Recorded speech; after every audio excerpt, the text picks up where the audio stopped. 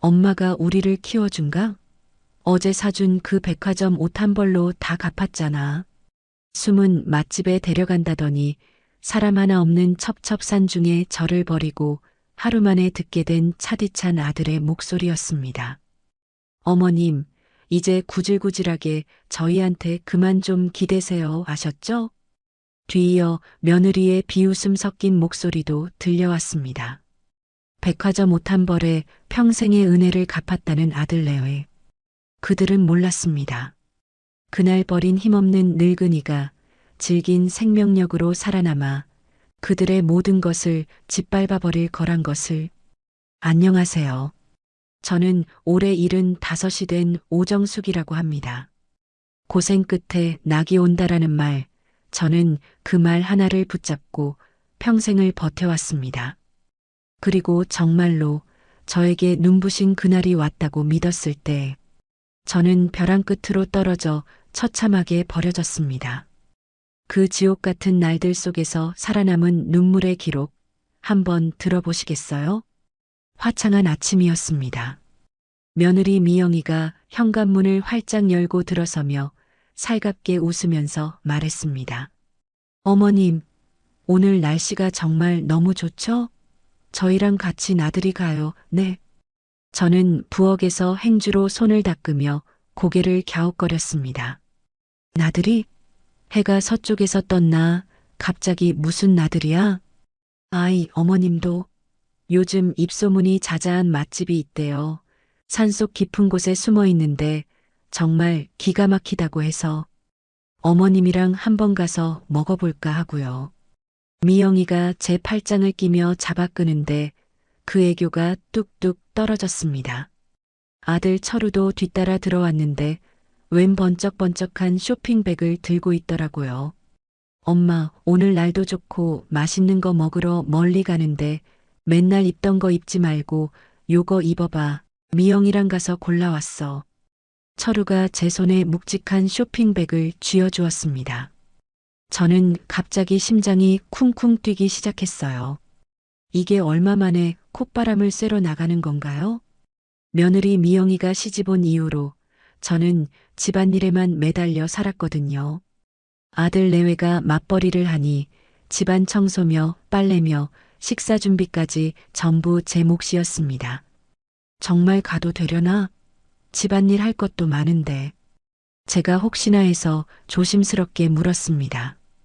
미영이가 호호 웃으며 제 등을 떠밀었어요. 당연하죠. 어머님께서 그동안 저희 때문에 얼마나 고생 많으셨어요. 하루쯤은 다 잊고 맛있는 것도 드시고 멋진 경치도 구경도 해요. 저는 그 말에 얼른 방으로 들어가 옷을 갈아입었습니다. 쇼핑백에서 꺼낸 옷은 딱 봐도 비싸 보이는 백화점 옷이었어요. 손끝에 닿는 촉감이 어찌나 부드럽던지 평생 시장 옷만 입던 저한테는 참 과분한 옷이었습니다. 차에 올라타서 차창 밖으로 휙휙 지나가는 풍경을 보니 절로 기분이 좋아졌습니다. 철우야, 그 맛집이라는 데가 도대체 어디쯤 있는 거야? 한참 가는 것 같네. 제가 궁금해서 물었습니다. 철우가 백미러로 저를 힐끗 보며 대답했어요. 좀 멀어. 산속 깊은 곳에 있는 맛집이라서. 그래도 맛은 정말 기가 막히대요. 어머님, 기대하셔도 좋아요. 미영이가 뒤를 돌아보며 방긋 웃었습니다. 차는 정말 한참을 달렸어요. 도심을 벗어나 외곽 지역을 지나더니 점점 더 깊은 산속으로 끝도 없이 들어갔습니다. 창밖 풍경이 점점 낯설어지고 빽빽한 나무들만 들어차 있을 뿐 인적이라고는 찾아볼 수가 없었습니다. 아니, 철우야, 여기 정말 맛집이 있는 거 맞아? 사람이 사는 것 같지도 않은데. 제가 슬슬 걱정스러운 마음에 말했습니다. 철우가 앞만 보며 짧게 대답했어요. 거의 다 왔어. 곧 도착해. 그 말이 끝나기 무섭게 차는 울퉁불퉁한 비포장도로로 접어들었습니다. 덜컹거리는 차 안에서 저는 손잡이를 꽉 잡았어요. 주변을 둘러봐도 버스 정류장 하나 보이지 않는 그야말로 첩첩산 중이었죠. 드디어 차가 멈춰섰고 철우가 아무 말 없이 차 시동을 껐습니다. 여기야? 여기가 맛집이야? 제가 어리둥절해서 물었습니다. 하지만 주변엔 정말 아무것도 없었어요. 맛집은커녕 다 쓰러져가는 폐가 하나 보이지 않았습니다. 엄마, 잠깐 내려서 기다리고 있어. 근처에 주차할 데가 있는지 좀 찾아봐야겠어. 미영이가 조용히 차 문을 열고 내렸고 저도 영문을 모른 채 따라 내렸습니다. 그때 미영이가 제 손을 덥석 잡고는 말했습니다. 어머님, 그동안 정말 고마웠어요. 미영이가 제 눈을 아주 똑바로 쳐다보며 말했습니다. 미영아, 갑자기 무슨 뚱딴지 같은 소리야? 고맙긴 뭐가 고마워. 아니에요. 그냥 꼭 하고 싶은 말이었어요. 그 말을 하고 미영이가 스르르 제 손을 놓고는 다시 차에 타더라고요. 그때 철우가 차 안에서 창문을 내리고 소리쳤어요. 엄마, 거기 잠깐 있어. 주차하고 금방 올게. 차가 부르릉 소리를 내며 출발했습니다. 저는 아무것도 모른 채 그 자리에 서서 손을 흔들었어요. 차는 흙먼지를 일으키며 비포장도로를 따라 저 멀리 사라졌습니다. 저는 그 자리에 우두커니 서서 철우가 돌아오기만을 기다렸어요. 주변은 온통 이름 모를 나무들 뿐이었고 바람이 불 때마다 나뭇가지가 으스스하게 흔들렸죠. 10분이 지나고 20분이 지나도 차는 돌아오지 않았습니다. 이상하네. 주차할 데가 그렇게 없나? 저는 애써 불안한 마음을 누르며 혼잣말을 했습니다. 어느새 30분이 훌쩍 지났고 제 심장이 쿵쿵거리기 시작했습니다. 철우야, 미영아, 어디 갔어? 제가 목이 터져라 소리쳤지만 메아리만 산속을 뱅뱅 돌다 돌아왔어요. 그렇게 1시간이 지났습니다. 해는 이미 서쪽으로 기울기 시작했고 산속의 공기가 순식간에 차가워졌습니다. 철우야, 미영아, 엄마 여기 있어. 제가 다시 한번 애타게 외쳤지만 역시나 아무런 대답도 없었어요. 저는 그제야 깨달았습니다. 그들이 처음부터 저를 속였다는 것을요. 맛집 같은 건 애초에 있지도 않았습니다. 저를 이 아무도 없는 깊은 산속에 버리려고 작정하고 데려온 거였습니다. 아니야, 설마 내 아들이 나한테 이럴 리가 없어. 저는 미친 사람처럼 고개를 저었습니다. 믿고 싶지 않았어요. 하지만 시간이 아무리 흘러도 차는 돌아오지 않았습니다. 결국 해가 완전히 저물었고 칠흑 같은 어둠이 산속을 집어삼켰습니다. 저는 다리에 힘이 풀려 그 자리에 주저앉아 목 놓아 울었어요. 철우야, 엄마가 도대체 뭘 그렇게 잘못했니? 제발 돌아와. 제 서러운 목소리가 어두운 산속에 울려 퍼졌지만 돌아오는 건 휑한 바람 소리뿐이었어요. 얼음장같이 차가운 산바람이 제 뼛속까지 인정사정 없이 파고들었고 아들이 사준 그 번지르르한 백화점 옷은 이 지독한 추위를 조금도 막아주지 못했습니다. 밤이 깊어갔지만 저는 이대로 죽을 수 없다는 생각에 혹시나 하는 마음으로 비포장도로를 따라 비틀비틀 걷기 시작했습니다. 사람 살려요. 누구 없어요? 목이 쉬도록 외쳤지만 대답하는 사람은 아무도 없었어요. 다리가 풀려 비틀거리며 걷다가 그만 어둠 속에서 발을 헛디뎌 그대로 나뒹굴고 말았어요. 다시 일어나려 했지만 온몸에 기운이 하나도 없었습니다. 저는 그대로 차가운 흙바닥 위에서 정신을 잃고 말았습니다. 얼마나 지났을까요? 눈을 떴을 때 저는 낯선 하얀 천장을 보고 있었습니다. 어르신, 정신 드셨어요? 웬 낯선 여자의 목소리가 들렸습니다. 저는 무거운 눈꺼풀을 겨우 뜨고 고개를 돌렸어요. 간호사 복장을 한 젊은 여자가 저를 걱정스럽게 내려다보고 있었습니다. 여기가 어디죠? 제가 갈라지는 목소리로 물었습니다. 목이 바싹 타들어가 목소리가 잘 나오지 않았어요. 병원이에요. 어르신, 새벽에 약초 캐러 산에 오신 할아버지가 쓰러져 계신 걸 발견하셔서 저희한테 급하게 데려오셨어요. 하마터면 큰일 날 뻔하셨어요. 간호사가 제 입에 물 한 컵을 조심스럽게 대주었습니다. 저는 벌컥벌컥 물을 마셨어요. 혹시 제 핸드폰 보셨어요? 전화 좀 꼭 해야 하는데. 제가 다급하게 말했습니다. 간호사가 안타깝다는 듯 고개를 저었어요. 죄송해요. 입고 계신 옷 말고는 소지품이 아무것도 없으셨어요. 급하시면 제가 제 휴대폰 빌려드릴게요.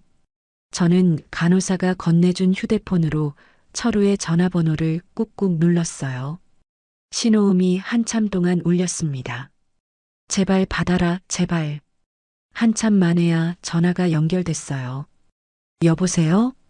너무나 익숙한 철우의 목소리였습니다. 저는 그 목소리를 듣자마자 울음이 터질 것 같았어요. 철우야, 엄마야, 엄마 지금 병원이야. 어제 그 산에서 정신 잃고 쓰러졌다가 오늘 아침에 겨우 구조됐어. 너 어제 어떻게 된 거야?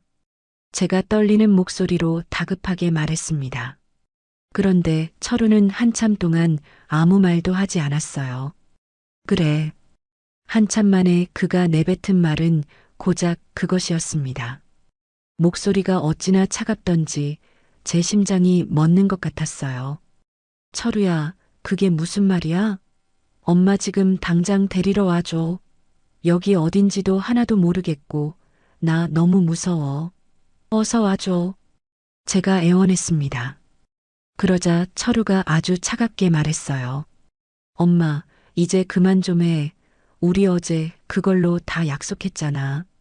무슨 약속? 도대체 무슨 소리야? 엄마는 기억나는 거 없어. 제가 소리쳤습니다. 철우가 깊은 한숨을 쉬더니 말했습니다.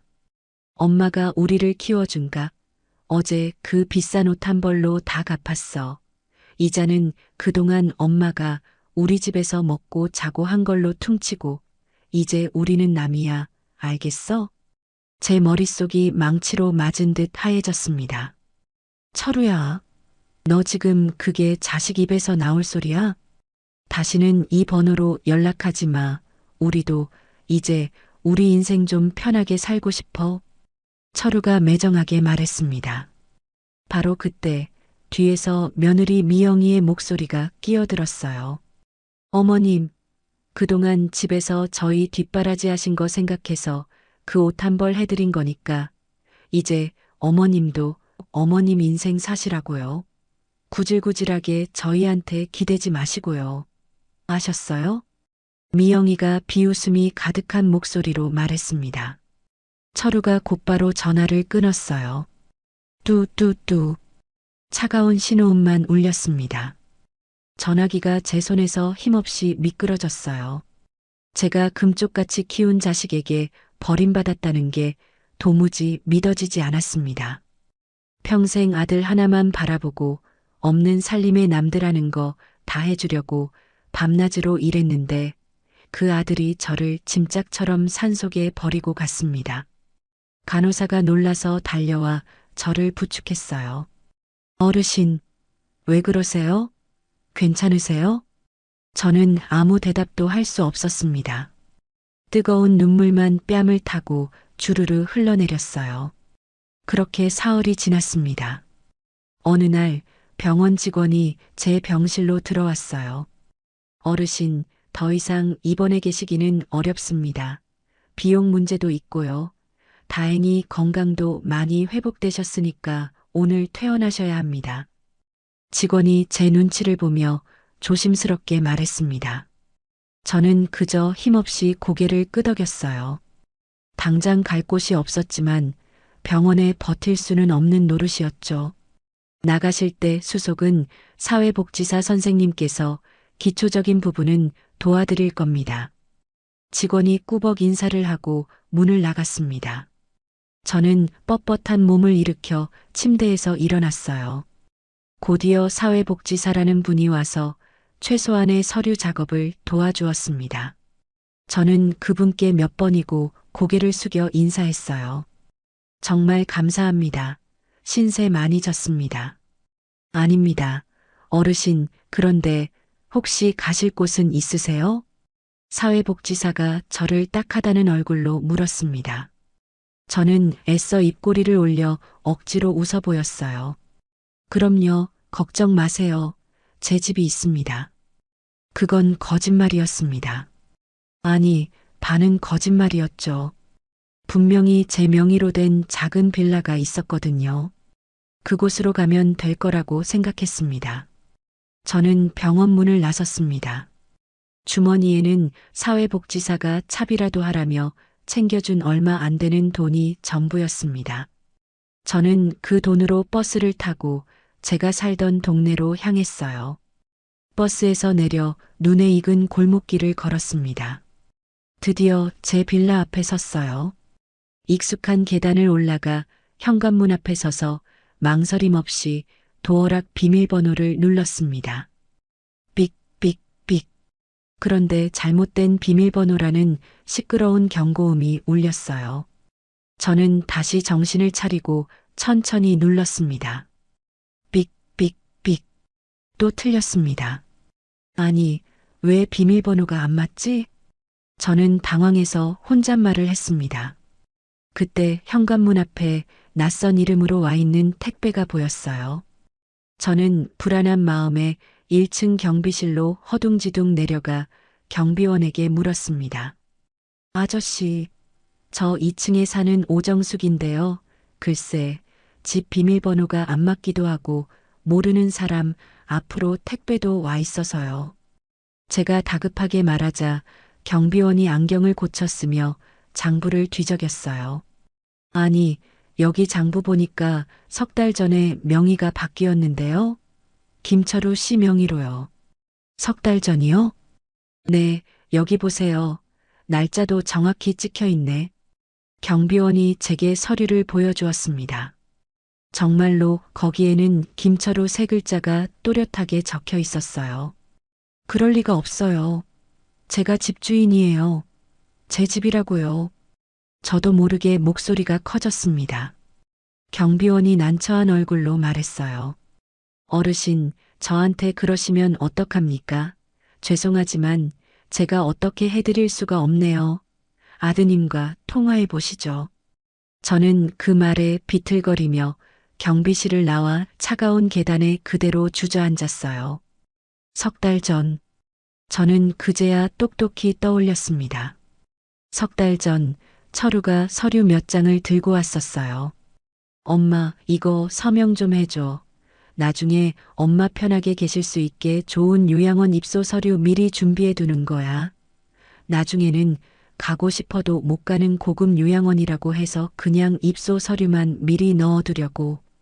철우가 제 손을 잡으며 그렇게 말했었죠. 저는 아들이 저를 위한다는 그 말만 믿고 무슨 내용인지 읽어보지도 않고 서명했습니다. 그게 요양원 서류가 아니라 증여 계약서였구나. 저는 실성한 사람처럼 웃음이 나왔습니다. 기가 막히고 서러운 웃음이었어요. 그 집은 제 평생을 바쳐 모은 전 재산이었습니다. 남편이 일찍 세상을 떠난 뒤 저는 정말이지 온갖 굳은 일을 다하며 돈을 모았어요.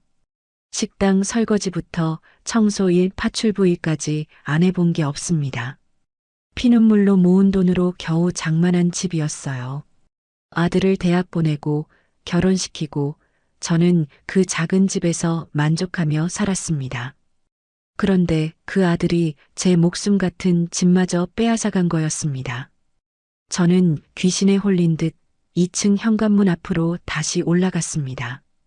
그리고 문을 두드렸어요. 똑똑똑. 누구세요? 안에서 낯선 남자의 목소리가 들렸습니다. 저기 실례지만 제가 이 집 전주인인데요. 제 물건 좀 찾으러 왔어요. 제가 떨리는 목소리로 말했습니다. 잠시 후 문이 열리고 30대 정도로 보이는 젊은 남자가 퉁명스럽게 서 있었습니다. 전주인이요? 무슨 일인데요? 제 짐이 아직 방에 있을 것 같아서요. 옷가지랑 이불 같은 거요. 저는 그 남자에게 애원하듯 말했습니다. 아니, 저희가 이사 올 때 집이 완전히 비어 있었는데요. 아무것도 없었습니다. 싹 다 치웠던데요. 그럴 리가요. 제 옷이며 이불이며 제 살림이 다 거기에 있었는데 저희 이사 왔을 때는 완전히 비워진 집이었어서요. 집주인이라는 김철우 씨한테 물어보세요. 그 남자는 신경질적으로 문을 쾅 닫았습니다. 철컥. 문이 잠기는 소리에 저는 그 자리에 무너져 내렸어요. 제 물건들마저 모조리 다 버린 거였습니다. 저는 차가운 복도 바닥에 엎드려 손으로 얼굴을 가렸어요. 엄마가 평생 뭐하고 산 거니? 너 하나 키우느라 내 인생을 다 바쳤는데 어떻게 이럴 수가 있어? 제 눈에서 뜨거운 눈물이 본물처럼 흘러내렸습니다. 저는 그날 밤 찜질방에서 뜬 눈으로 밤을 새웠습니다. 주머니에 남은 몇천 원을 꽉 쥐고 저는 밤새 잠을 이룰 수가 없었어요. 다음 날 아침 저는 수소문에서 쪽방촌을 찾아갔습니다. 한 달에 10만 원짜리 창문도 제대로 없는 2평도 안 되는 방이었어요. 그렇게 저는 하루아침에 쪽방촌 사람이 됐어요. 살기 위해서는 돈을 벌어야 했기에 저는 폐지를 줍기 시작했어요. 새벽부터 밤늦게까지 무거운 리어카를 끌며 온 동네 거리를 돌아다녔습니다. 처음에는 허리가 끊어질 것 같고 다리가 터질 것 같았지만 그것도 곧 익숙해졌습니다. 사람은 참 무섭게도 익숙해지는 동물이니까요. 제 손은 금세 거칠어졌습니다. 날카로운 폐지에 손을 베이고 돌덩이 같은 굳은 살도 박혔어요. 얼굴은 햇볕에 새까맣게 그을리고 허리는 점점 더 굽었습니다. 무엇보다 저를 보는 사람들의 그 눈빛이 싫었어요. 길을 가다가 제 리어카를 피해가는 사람들의 표정에서 저는 벌레 보는 듯한 경멸을 읽었습니다. 아이들은 저를 보며 손가락질하며 수군거렸어요. 엄마, 저 할머니한테서 냄새나. 저는 아무 말도 못하고 고개를 숙였습니다. 제가 사람 대접을 받지 못한다는 사실이 뼛속까지 서러웠습니다. 그렇게 한 달이 지나고 2달이 지났습니다. 어느 날 저녁 녹초가 되어 쪽방으로 돌아왔어요. 복도에 놓인 낡은 텔레비전에서 시사 프로그램이 나오고 있었습니다. 저는 텔레비전 화면을 무심히 바라보고 있는데 화면에 너무나 낯익은 얼굴이 나왔어요. 요즘 가장 주목받는 젊은 사업가죠. 미래개발의 김철우 대표님을 모셨습니다. 앵커가 환하게 웃으며 말했습니다. 저는 화면에 못 박힌 듯 그 자리에 얼어붙었어요. 제 아들 철우가 번듯한 정장을 차려입고 환하게 웃고 있었습니다. 그 옆에는 며느리 미영이가 고급스러운 옷을 입고 화장을 아주 진하게 한 채 앉아 있었어요. 김철우 대표님, 이번 신규 상가 개발 사업이 그야말로 대성공을 거뒀다고 들었습니다. 네, 감사하게도 많은 분들이 저희의 비전을 믿고 따라주셨습니다. 철우가 웃으며 대답했습니다. 제가 평생 본 적 없는 여유롭고 자신감 넘치는 미소였어요. 옆에 계신 부인께서도 사업에 많은 도움을 주셨다고 들었는데요. 물론입니다. 제 아내가 없었으면 이 사업은 불가능했을 겁니다. 철우가 미영이의 손을 다정하게 잡았습니다. 미영이가 수줍은 척 고개를 숙이며 웃었어요. 저희는 앞으로도 더 성장할 계획입니다. 특히 지역 상권 개발 사업도 곧 준비 중이고요. 정말 멋지십니다. 앞으로도 두 분의 승승장구를 기대하겠습니다. 앵커가 말했고 곧 화면이 바뀌었습니다. 저는 그 자리에 망부석처럼 텔레비전 화면을 바라봤습니다. 저는 아랫입술을 피가 나도록 세게 깨물었습니다. 저를 짐짝처럼 산속에 버리고 제 평생이 담긴 집까지 빼앗아간 저 인간들이 저렇게 TV에 나와 웃고 있었으니까요. 성공한 사업가 행세를 하며 세상에서 가장 행복한 부부 행세를 하고 있었습니다. 제 가슴 속에서 뜨거운 불덩이 같은 무언가가 치밀어 올랐어요. 저는 주먹을 꽉 쥐었습니다. 짧은 손톱이 살을 파고들었죠. 절대 용서 못해. 저는 이를 악물었습니다.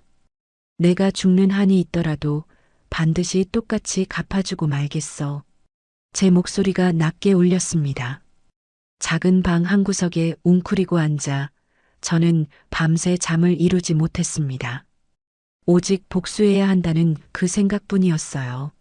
하지만 방법을 몰랐습니다. 패지나 줍는 이 늙고 힘없는 여자가 도대체 무엇을 할 수 있을까요? 저는 너무나 무력했습니다. 그래도 저는 포기하지 않았습니다. 반드시 언젠가 기회가 올 거라고 믿었어요. 그날까지 저는 무슨 수를 써서라도 악착같이 살아남아야 했습니다. 살을 애는 듯한 겨울이 왔습니다. 혹독한 추위가 쪽방촌을 덮쳤고 설상가상으로 폐지 가격마저 폭락했습니다. 하루 종일 리어카를 끌어도 손에 1,000원 한 장 쥐기 힘든 날이 많아지니 당장 월세를 내기도 힘들어졌습니다. 결국 저는 며칠을 굶었습니다. 쪽방에 남은 건 차가운 물뿐이었죠. 배가 고파 위가 쓰렸지만 그저 참는 수밖에 없었습니다. 어느 날 아침 하얗게 눈이 내렸습니다. 저는 기운 없는 몸을 이끌고 리어카를 끌고 나갔어요. 매서운 눈보라가 인정사정 없이 제 얼굴을 때렸습니다. 저는 조금만 더 버티자고 중얼거렸습니다. 하지만 발걸음이 천근만근 무거웠고 온몸에 힘이 하나도 없었습니다. 시장 골목으로 들어섰을 때였어요. 평소에 폐지가 많이 나오는 곳이었죠. 저는 바닥에 떨어진 축축한 상자를 주우려고 허리를 숙였습니다. 바로 그때 갑자기 눈앞이 캄캄해지면서 그대로 차가운 눈바닥 위로 쓰러졌습니다. 할머니, 할머니. 잠시 후 누군가 저를 다급하게 흔드는 소리가 들려 간신히 눈을 떴어요. 정신 좀 차려보세요. 60대쯤 되어 보이는 남자가 제 어깨를 붙잡고 있었습니다. 아이고, 어디 아프세요? 이러다 큰일 나시겠네. 병원 가셔야 하는 거 아니에요? 그 남자가 제 얼굴을 살피며 다급하게 물었습니다. 저는 힘없이 고개를 저었어요. 괜찮아요. 그냥 좀 어지러워서. 무슨 소리예요? 이러다 큰일 나겠어요. 일단 안으로 들어오세요. 그는 제 팔을 잡아 부축했습니다. 저는 비틀거리며 일어섰어요. 그는 저를 바로 앞에 작은 가게 안으로 데리고 들어갔습니다. 간판을 보니 작은 국밥집이었어요. 저를 가게 안쪽 구석에 따뜻한 평상에 눕혔습니다. 그는 국밥집을 운영하는 박 사장이라고 소개했어요. 여기서 좀 쉬세요. 몸 좀 녹이셔야겠어요. 따뜻한 거라도 드셔야지. 박 사장이 주방으로 허둥지둥 들어갔습니다. 저는 평상에 누워 멍하니 천장을 바라봤어요. 잠시 후 박 사장이 김이 모락모락 나는 국밥 한 그릇을 들고 나왔습니다. 자, 이거라도 드세요. 뭐 별로 맛은 없을 테지만. 박 사장이 제 앞에 국밥을 놓아주었습니다. 고맙습니다. 저는 덜덜 떨리는 손으로 숟가락을 들었습니다. 국물을 한 입 떠먹었는데 정말 맛이 별로였습니다. 국물이 맹물처럼 멀건게 육수를 제대로 우려내지 않은 것 같았어요. 고기는 어찌나 질긴지 간도 제대로 안 배어 있었습니다. 하지만 저는 아무 말 없이 허겁지겁 다 먹었어요. 며칠 만에 들어가는 뜨끈한 음식이었으니까요. 박 사장이 제 맞은편에 힘없이 앉았습니다. 그리고는 땅이 꺼져라 한숨을 푹 쉬었어요. 할머니, 저 이제 망했어요. 박 사장이 갑자기 혼잣말처럼 말했습니다. 저는 숟가락을 놓고 그를 쳐다봤어요. 사기를 당했어요. 장사하는 친구놈이라고 철석같이 믿었던 놈한테. 제가 이가 썩도록 모아둔 돈을 전부 빌려줬는데 그 새끼가 돈 갖고 날아버렸어요. 박 사장이 자기 머리를 주먹으로 쿵쿵 쥐어뜯었습니다. 가게 월세도 넉 달이나 밀렸고 재료 쌀 돈도 없어요. 이번 달 안에 당장 문 닫아야 해요. 박 사장의 목소리가 서럽게 떨렸습니다. 이게 정말 마지막 남은 재료로 끓인 국밥이에요. 저는 남자를 가만히 바라봤습니다.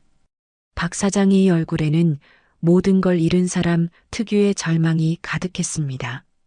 그건 바로 며칠 전 제 얼굴이기도 했죠. 사장님, 제가 조심스럽게 말을 꺼냈습니다. 네, 솔직히 말씀드려서 국밥 맛이 정말 별로예요. 박 사장이 황당하다는 듯 저를 빤히 쳐다봤습니다. 저는 꿋꿋하게 계속 말했어요. 육수를 너무 급하게 끓이셨어요. 뼈는 최소한 5시간은 푹 고아야 진한 맛이 우러나는데 이건 뭐 2시간도 안 끓인 것 같아요. 뭐요?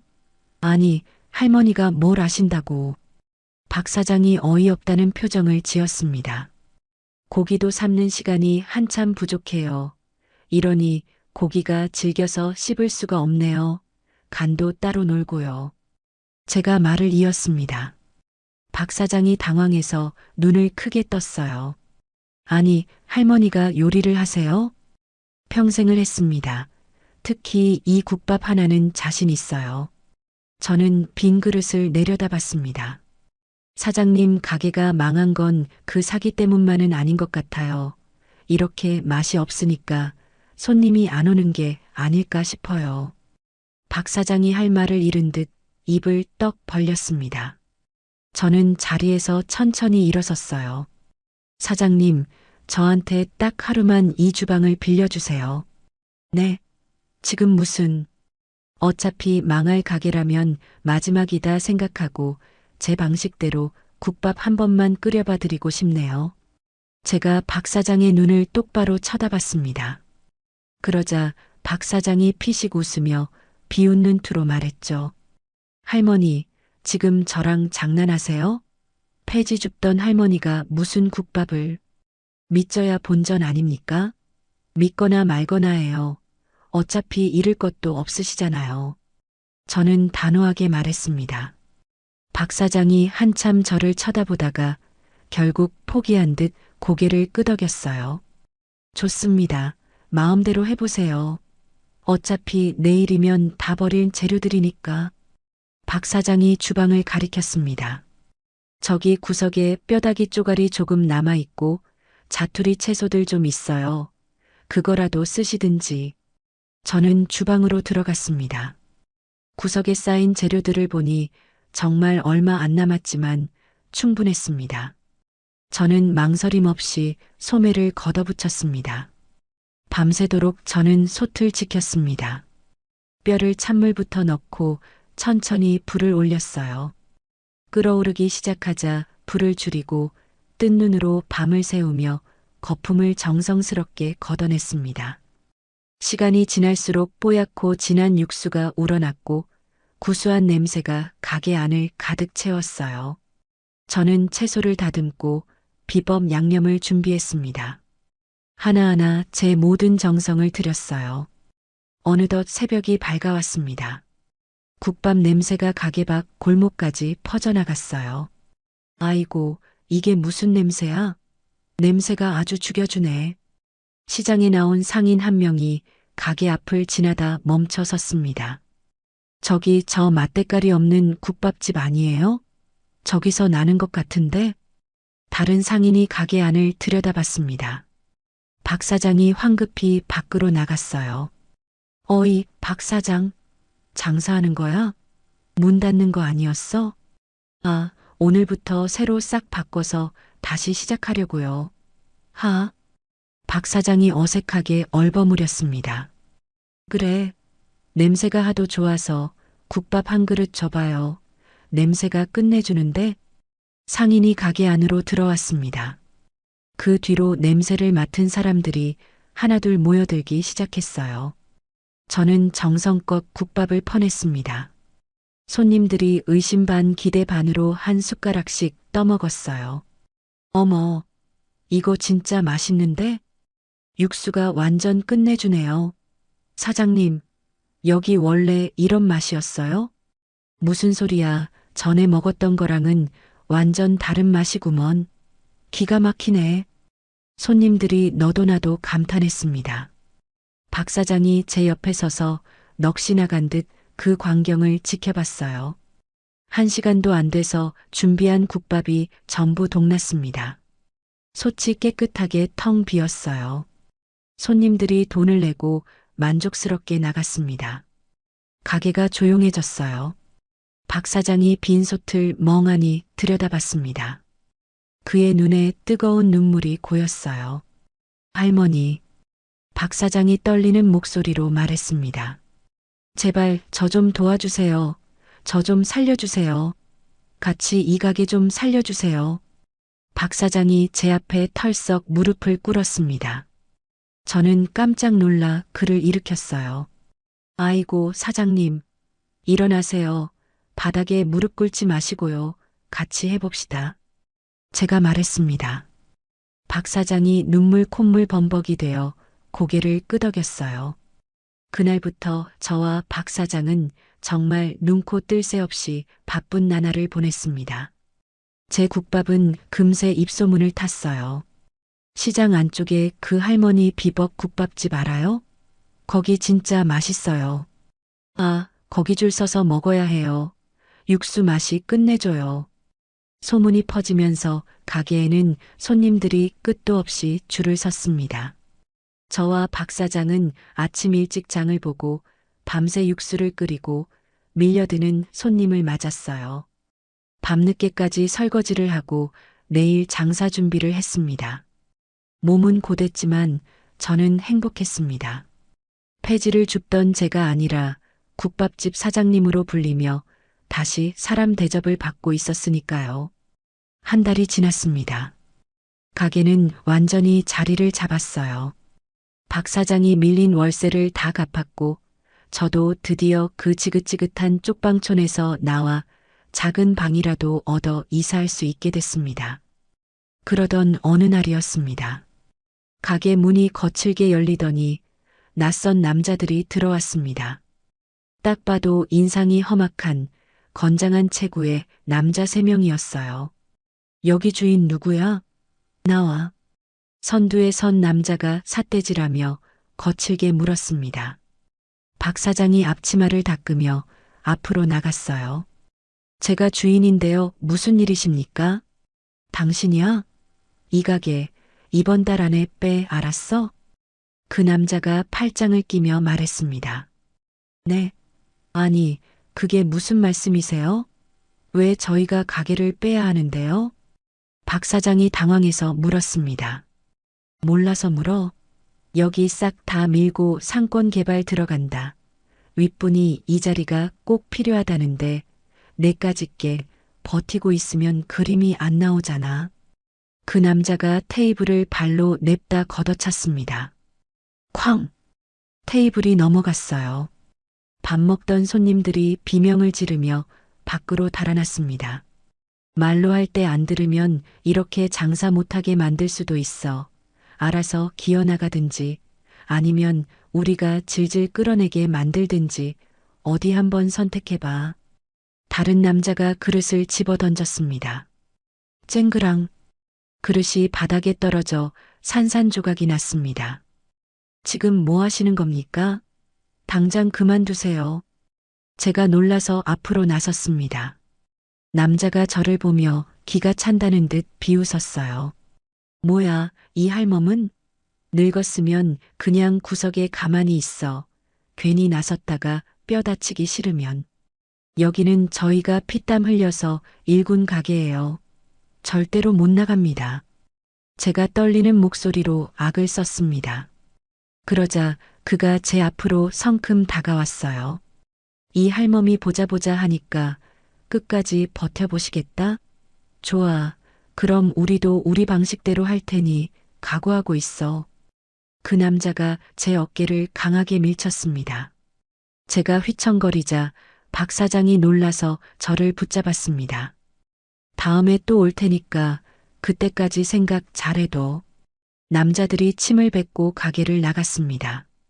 가게 안이 엉망진창이 됐습니다. 저와 박 사장은 바닥에 깨진 그릇 조각들을 치우며 아무 말도 하지 못했습니다. 할머니, 우리 이제 어떡하죠? 박 사장이 공포에 질린 목소리로 물었습니다. 저는 차마 대답할 수 없었습니다. 간신히 잿더미 속에서 다시 일어섰다고 생각했는데 또다시 저희를 짓밟으려는 검은 손길이 뻗쳐오고 있었습니다. 그때 가게 문이 조용히 열렸어요. 30대 후반으로 보이는 아주 똑 부러지게 생긴 여자가 들어왔습니다. 안녕하세요. 여자가 어수선한 가게 안을 둘러보며 밝게 인사했습니다. 저는 빗자루를 든 채 멍하니 그 여자를 봤어요. 아이고, 손님. 죄송합니다. 오늘은 장사를 못해요. 보시다시피 가게가 아주 난장판이라서요. 박 사장이 땀을 닦으며 미안한 얼굴로 말했습니다. 여자가 손을 저으며 고개를 저었어요. 아니에요. 국밥 먹으러 온 게 아니에요. 제 소개부터 할게요. 저는 푸드 컨설턴트 최미선이라고 합니다. 여자가 가방에서 명함을 꺼내 건넸습니다. 박 사장이 얼떨떨하게 명함을 받아들었어요. 푸드 컨설턴트요? 그건 또 뭡니까? 네, 요식업 관련 창업이나 경영을 돕는 일을 하고 있어요. 사실 며칠 전부터 이 가게를 지켜봤습니다. 미선이가 엉망이 된 가게를 둘러봤습니다. 할머니께서 만드시는 그 국밥 맛이 정말 대단하더라고요. 이건 보통 솜씨가 아니었어요. 그래서 제안을 하나 드리러 왔습니다. 저는 들고 있던 빗자루를 내려놓았습니다. 제안이요? 우리 같이 다 망해가는 가게에 무슨 제안을요? 이런 작은 골목이 아니라 더 큰 무대로 나가시라는 제안입니다. 어머님의 그 국밥은 이런 곳에만 있기에 너무 아까운 맛이에요. 미선이가 저를 똑바로 보며 힘주어 말했습니다. 더 큰 무대라니 그게 도대체 무슨 말씀이세요? 박 사장이 도무지 모르겠다는 듯 물었습니다. 미선이가 가방에서 서류철을 꺼냈어요. 프랜차이즈 사업을 하자는 거예요. 어머님의 완벽한 레시피에 체계적인 시스템을 갖추고 전국적으로 매장을 확대하는 겁니다. 프랜차이즈요? 지금 이 꼴로요? 박 사장이 어리둥절한 얼굴로 되물었습니다. 미선이가 확신에 차 고개를 끄덕였어요. 네, 바로 두 분이요. 어머님의 기가 막힌 레시피와 제 사업 경험을 합치면 저는 이거 무조건 된다고 봅니다. 저는 미선이를 찬찬히 바라봤습니다. 아니, 최 선생님, 왜 이렇게까지 저희를 도우려는 거죠? 세상에 공짜가 어디 있다고 무슨 이득이 있길래요?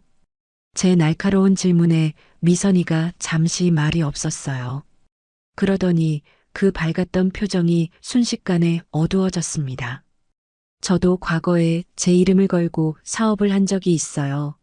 아주 작은 카페였는데 정말 제 청춘을 바쳐서 열심히 했습니다. 그런데 대기업 놈들이 바로 옆에 괴물 같은 매장을 떡하니 냈고 저는 단 몇 달도 버티지 못했어요. 미선이가 자기도 모르게 주먹을 꽉 쥐었습니다. 그들은 거대한 자본으로 저를 그냥 짓밟았어요. 저는 그때 제 꿈을 이룬 게 아니에요. 아주 통째로 빼앗겼죠. 저는 미선이의 눈을 가만히 들여다봤습니다. 그녀의 눈에서 이글거리는 분노가 보였어요. 그건 제 가슴 속에서 불타는 것과 똑같은 분노였습니다. 할머니, 저는 정직한 맛으로 저 거대한 자본놈들하고 당당하게 맞서 싸우고 싶어요. 아까 그 깡패들 여기 상권 개발한다고 했죠? 우리가 그놈들보다 더 크게 성공해서 그놈들 코를 납작하게 해주면 그따위 것들은 아무것도 못해요. 미선이가 제 앞으로 다가와 제 거친 손을 덥석 잡았습니다. 할머니, 저하고 같이 한번 해주시겠어요? 저는 미선이의 간절한 눈을 보며 그 손을 꽉 잡았습니다. 좋아요. 한번 해봅시다. 까짓거. 그날부터 저희는 정말 본격적으로 움직였습니다. 미선이는 역시 전문가였어요. 밤을 새워 사업 계획서를 만들었고 투자자들을 만나고 법인을 설립했습니다. 그렇게 석 달이 정신없이 흘러갔어요. 그 사이 저는 제 평생의 비법이 담긴 레시피를 하나하나 정리했습니다. 누가 끓여도 이 맛이 나도록 표준화된 매뉴얼을 만들었죠. 회장님, 이제 브랜드 이름만 정하면 돼요. 뭐가 좋을까요? 미선이가 저를 회장님이라고 부르기 시작했습니다. 저는 잠시 생각했어요. 어머니의 뚝배기, 그건 어때요? 저 같은 어머니들이 끓여주던 그 따뜻한 국밥이라는 의미로요. 어머니의 뚝배기. 아, 좋아요. 너무 좋아요, 회장님. 미선이가 손뼉을 치며 말했습니다. 드디어 1호 직영점 오픈일이 다가왔습니다. 새 가게는 그 축축한 시장 골목이 아닌 번쩍번쩍한 번화가에 있었습니다. 인테리어도 아주 깔끔하고 현대적이었죠. 그때 같이 절망했던 박 사장이 1호점 점장을 맡았고 저는 주방을 책임졌습니다. 미선이는 경영을 총괄했어요. 오픈 첫날 믿을 수 없게도 손님들이 가게 밖에 길게 줄을 섰습니다. 저는 뜨거운 불 앞에 주방에서 쉴 새 없이 국밥을 끓였어요. 제 비법 그대로였습니다. 손님들이 한 입 먹고는 다들 감탄했어요.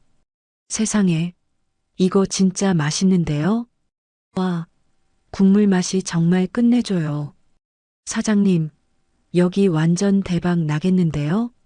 입소문이 불길처럼 번졌습니다. 어머니의 뚝배기는 무섭게 성장했어요.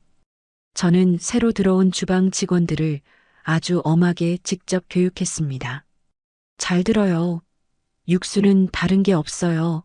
정성이에요. 시간 좀 아끼려고 불 조절 대충 하고 딴짓하면 그 맛이 절대로 안 나요. 저는 직원들에게 하나하나 호되게 가르쳤어요. 그리고 재료는 무조건 신선한 걸로만 써요. 이건 그 무엇하고도 타협하지 마세요. 알겠어요? 직원들이 군기가 바짝 들어 고개를 끄덕였습니다. 그렇게 겨우 반년이 지났어요. 가맹점이 전국적으로 늘어났습니다. 10개, 20개, 30개. 저는 폐지를 줍던 쪽방촌의 늙은이에서 오정숙 회장이 됐습니다. 사람들이 모두 저를 그렇게 불렀어요.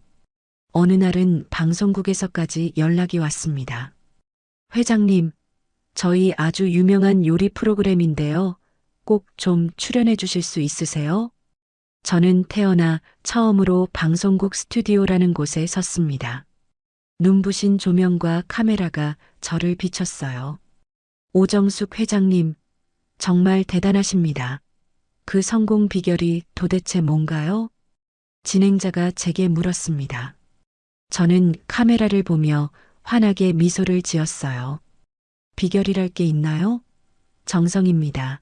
음식은 돈이 아니라 정성으로 만드는 거예요. 마음으로 만들어야 진짜 맛이 나는 겁니다. 아, 정말 감동적이네요. 회장님의 그 요리 철학을 들으니 제 가슴이 다 뭉클해집니다. 진행자가 호들갑을 떨며 말했습니다. 방송이 나간 뒤 어머니의 뚝배기는 더욱더 유명해졌어요. 한편 저는 미선이에게 아주 특별하고 은밀한 임무를 맡겼습니다. 최 대표, 이 회사 좀 자세히 조사해 줄 수 있어? 저는 제 아들 철우의 회사 이름을 적어 주었습니다. 미선이가 그걸 보더니 눈을 동그랗게 떴어요. 회장님, 이 회사, 회장님 아드님 회사 아니에요?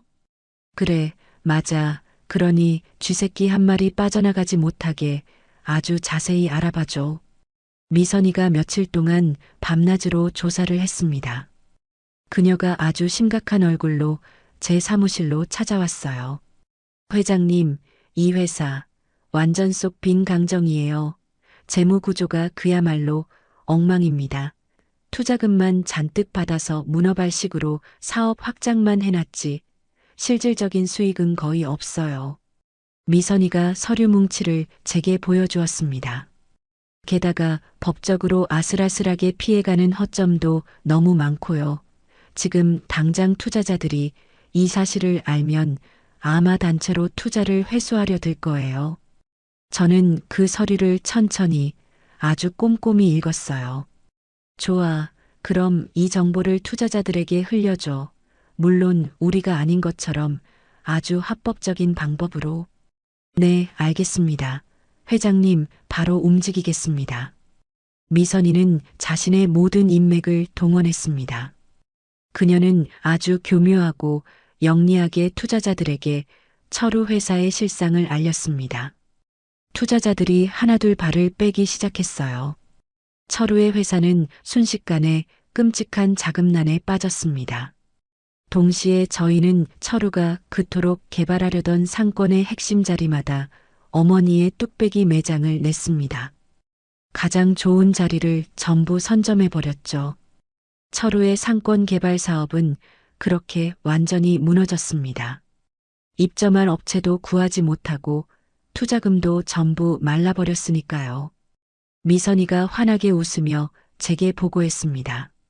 회장님, 그 회사 곧 문 닫을 겁니다. 아주 깨끗하게요. 저는 가만히 사무실 창밖을 내다봤습니다. 철우는 아직도 모르고 있었습니다. 자신을 이렇게 지옥으로 밀어넣고 망하게 만든 사람이 자기가 그토록 경멸하며 짐짝처럼 산속에 버렸던 바로 이 늙은 어머니라는 것을 말입니다. 저는 입가에 얼음장처럼 차가운 미소를 지었습니다. 그렇게 정확히 1년이 지났습니다. 어머니의 뚝배기는 믿을 수 없게도 전국에 100개가 넘는 매장을 가진 큰 기업이 됐어요. 어느 날 아주 유명한 경제단체에서 연락이 왔습니다. 오정숙 회장님, 축하드립니다. 올해의 기업인 대상 수상자로 선정되셨습니다. 저는 그 전화를 받고 한참을 멍하니 서 있었습니다. 폐지 줍던 제 이름 석자 앞에 회장님 소리도 모자라 대상이라니요. 정말 믿어지지 않았습니다. 드디어 시상식 날이 왔어요. 저는 난생 처음 최고급 호텔 대연회장이라는 곳에 섰습니다. 천장에서는 화려한 샹들리에가 빛나고 그 아래에는 수백 명의 번쩍번쩍한 사람들이 앉아 있었어요. 영예의 올해의 기업인 대상, 어머니의 뚝배기 오정숙 회장님, 우레와 같은 박수 소리가 연회장을 가득 채웠어요. 트로피를 받았는데 어찌나 무겁던지요. 마치 제가 살아온 세월의 무게 같았습니다. 저는 천천히 입을 열었습니다. 저는 불과 1년 전만 해도 길거리에서 폐지를 줍는 그런 늙은이였습니다. 하나뿐인 자식에게 처참하게 버림받고 평생 모은 집까지 빼앗겨 길바닥에 나앉았죠. 시끄럽던 객석이 순간 물을 끼얹은 듯 조용해졌습니다. 하지만 저는 포기하지 않았어요. 제가 평생 해온 것이라고는 밥 짓고 국 끓이는 것뿐이었지만 그걸로 다시 일어섰습니다. 저는 객석을 천천히 둘러봤습니다. 사람들은 요리가 저를 구했다고들 합니다. 맞습니다. 정성을 다한 음식은 사람의 마음을 움직이는 뜨거운 힘이 있습니다. 제 목소리가 조금씩 떨려 나왔어요. 무엇보다 저라는 사람을 끝까지 믿어준 고마운 사람들이 곁에 있었기에 오늘이 가능했습니다. 박 사장님, 곽이고 최미선 대표님, 마지막으로 저희 직원 여러분, 정말 감사합니다. 박수 소리가 다시 터져 나왔습니다. 카메라가 객석을 비췄는데 미선이가 두 손으로 얼굴을 가리고 눈물을 닦고 있었습니다. 박 사장도 애써 감추려 했지만 손수건으로 눈가를 훔치는 게 보였어요. 저는 그 모습을 보며 가슴이 벅차올랐습니다. 그래요. 저 혼자가 아니라 이들과 함께 이뤄낸 성공이었습니다.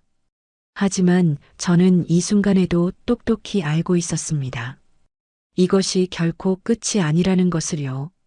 제 아들 철우와 며느리 미영이가 이 화려한 소식을 듣고 반드시 저를 찾아올 거라는 것을요. 시상식이 끝나고 바로 다음 날 아침이었습니다. 저는 막 사무실에 출근해 있었습니다. 그때 미선이가 아주 다급한 얼굴로 뛰어들어왔습니다. 회장님, 큰일 났어요. 지금 아래 1층 로비에서 난리가 났습니다. 무슨 일이에요? 왜 그렇게 놀랐어요? 아드님이 오셨어요. 며느님도 같이 와서 지금 경비들 붙잡고 소리 지르고 난리도 아닙니다. 저는 천천히 의자에서 일어섰습니다. 그래요, 올 줄 알았어요. 저는 창가로 걸어가 1층 로비를 내려다봤습니다. 로비 앞에서 철우와 미영이가 경비원들에게 붙들려 발버둥 치고 있었어요. 들여보내세요. 제가 차갑게 말했습니다. 네. 하지만 회장님, 괜찮아요. 들여보내라고 하세요. 미선이가 마지못해 고개를 끄덕였습니다. 잠시 후 제 사무실 문이 벌컥 열렸습니다. 철우와 미영이가 헐레벌떡 뛰어들어왔어요. 두 사람의 행색은 말이 아니었습니다. 철우는 깡마르고 야윈 얼굴이었고 미영이는 화장이 다 번진 채 머리가 헝클어져 있었습니다. 엄마. 철우가 저를 보자마자 그 자리에 털썩 무릎을 꿇었습니다. 미영이도 따라서 바닥에 엎드렸어요. 어머님, 제가 죽을 죄를 졌습니다. 미영이가 울부짖으며 제게 기어왔습니다. 저희가 그때 정말 귀신에 씌었나 봐요. 제가 미쳤던 거예요. 제발 용서해 주세요, 어머님. 저는 두 사람을 가만히 내려다봤습니다. 엄마, 우리 사업이 완전히 망했어. 쫄딱 망했다고. 철우가 제 치맛자락을 붙잡았습니다. 투자자들이 다 떠나고 지금 남은 건 빚더미뿐이야. 엄마 나 좀 살려줘. 제발. 철우의 목소리가 절박하게 갈라졌습니다. 돈 좀 빌려줘. 엄마는 돈 많잖아. 그냥 줘도 되잖아. 하나뿐인 자식 좀 살려줘. 제발. 저는 제 치마를 잡은 철우의 손을 거칠게 뿌리쳤습니다. 최 대표, 제가 불렀습니다. 미선이가 제 옆으로 다가왔어요. 지금 당장 경비원들한테 똑똑히 전해줘요. 이 사람들은 내 자식이 아니니까 다시는 이 회사 건물에 다시는 발 들이지 못하게 하라고. 네, 회장님 알겠습니다. 미선이가 싸늘하게 고개를 숙였습니다. 엄마, 안 돼. 왜 이래 엄마. 철우가 제게 매달리려다 미끄러졌습니다. 어머님, 제발요. 저희 정말 죽어요. 딱 한 번만 용서해 주세요. 네. 미영이가 바닥에 머리를 쿵쿵 찍기 시작했습니다. 곧이어 경비원들이 들이닥쳐 두 사람의 팔을 우악스럽게 잡아챘습니다. 이거 나. 우리 엄마한테 가야 돼. 엄마, 엄마. 철우의 처절한 목소리가 복도에 울려 퍼졌습니다. 어머님, 어머님. 쾅! 사무실 문이 닫혔습니다.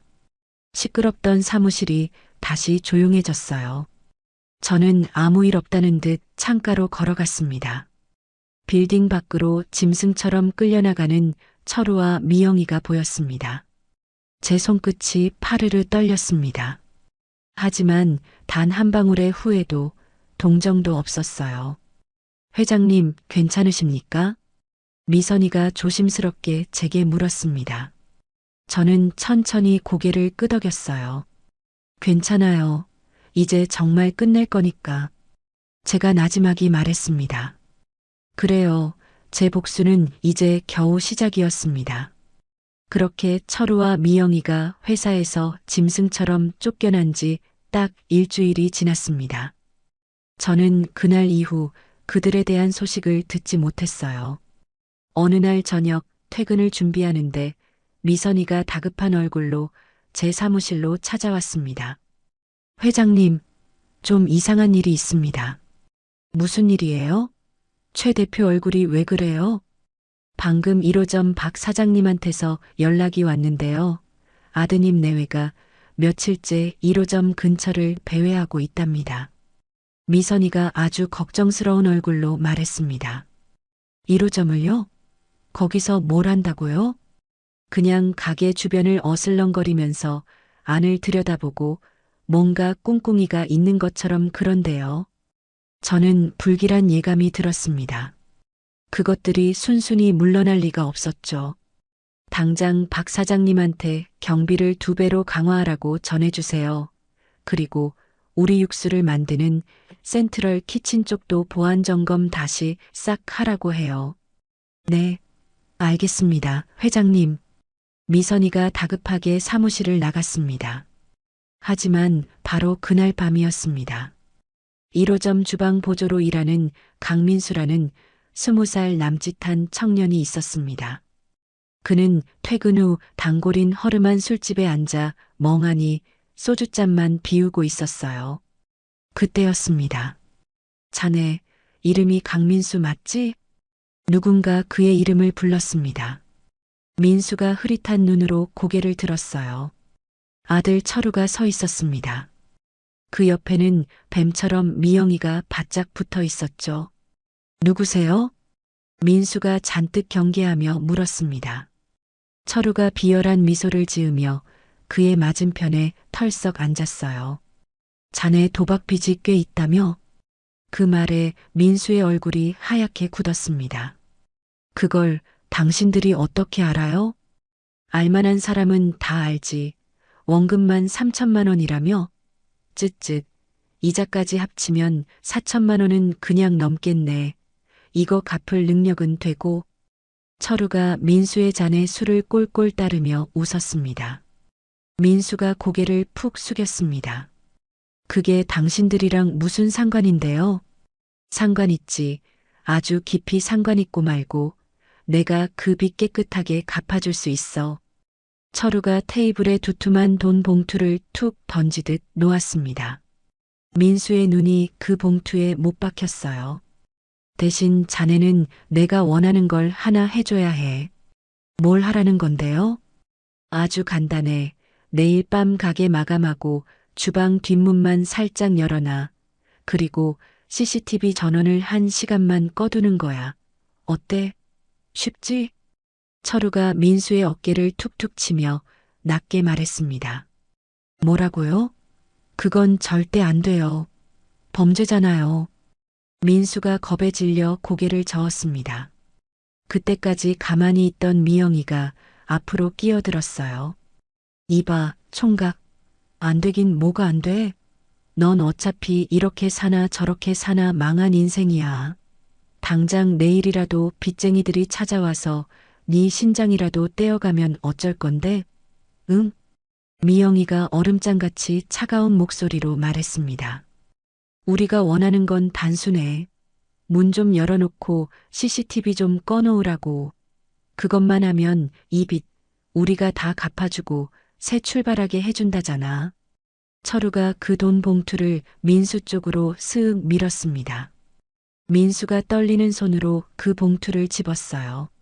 손이 사시나무 떨듯 떨렸습니다. 정말 이것만 하면 되는 거예요? 아무도 안 다치고요? 그럼 우리가 뭐 사람 잡으러 가냐? 아무도 안 다쳐. 걱정 말고. 철우가 인자한 척 웃었습니다.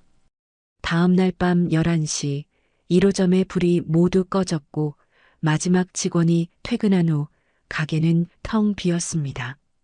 주방 보조 강민수가 홀로 가게에 남았어요. 그는 주방 뒷문의 잠금 장치를 풀었습니다. 그의 손이 미친 듯이 떨렸죠. 그는 이어서 CCTV 전원 스위치 앞에 섰습니다. 잠시 망설이다가 두 눈을 질끈 감고 스위치를 내렸습니다. 모든 감시 카메라의 불빛이 꺼졌습니다.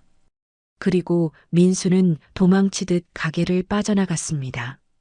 어둠 속에서 두 개의 검은 그림자가 움직였습니다. 며느리 미영이가 주방 뒷문을 통해 살금살금 들어왔어요. 그녀의 손에는 커다란 검은 가방이 들려 있었습니다. 미영이는 코를 막으면서도 그 입가에는 비열한 미소가 걸려 있었어요. 그녀는 냉장고를 열었습니다. 가방에서 비닐봉지를 꺼냈어요. 끔찍하게도 죽은 쥐 2마리가 들어 있었습니다.